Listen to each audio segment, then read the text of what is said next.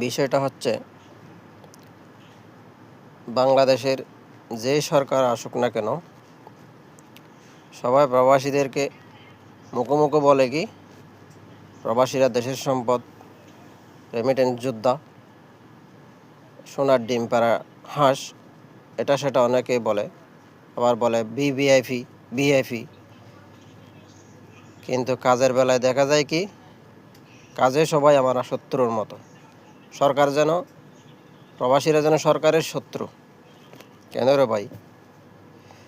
কদিন আগে দেখলাম প্রবাসীরা আগে যে স্বর্ণ নিয়ে যাইতো, 2টা করে টিটি নিয়ে যাইতে পারতো, একটা মেকিং স্বর্ণ নিয়ে যাইতে পারতো 100 গ্রাম মতো। এখন টিটি 2টা কমাই দিছে, একটা নিয়ে যাইতে পারবে, তাও ট্যাক্স দ্বিগুণ। আচ্ছা, মেনে নিলাম। এরপরে করলো কি প্রবাসীরা, আরেকটা আইন করলো কি প্রবাসীরা এই যে স্বর্ণ নিয়ে যায় 100 গ্রাম, ছাঁচা মাল নিয়ে যায়, এগুলা 1 বছরে একবার নিয়ে যেতে পারবে। ভাই, প্রবাসে অনেক সময় প্রবাসে যারা থাকে তাদের বিদেশে থাকা অবস্থায় দেশে অনেক সমস্যা হয়, পরিবারের অনেক সমস্যা হয়, নিজের অনেক সমস্যা হয়, রোগ ব্যাধি আছে। এগুলোর জন্য বছরে তো কয়েকবার যাইতে হয়, অনেকের মাসে একবার আসছে, হঠাৎ আবার যাইতে হয়।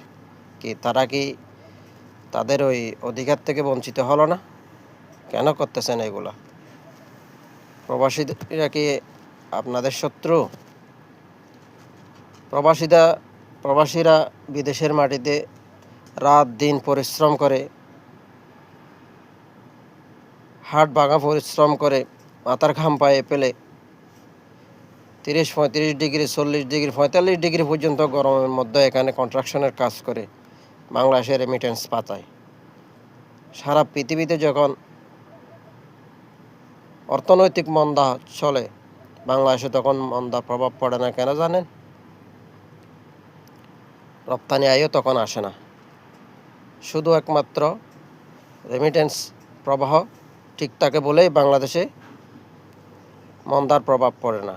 আর এই প্রবাসীদের রেমিটেন্স দিয়েই বাংলাদেশের বড় বড় মেগা প্রকল্প বাস্তবায়িত হয়। আর সেই প্রবাসীরাই সবসময়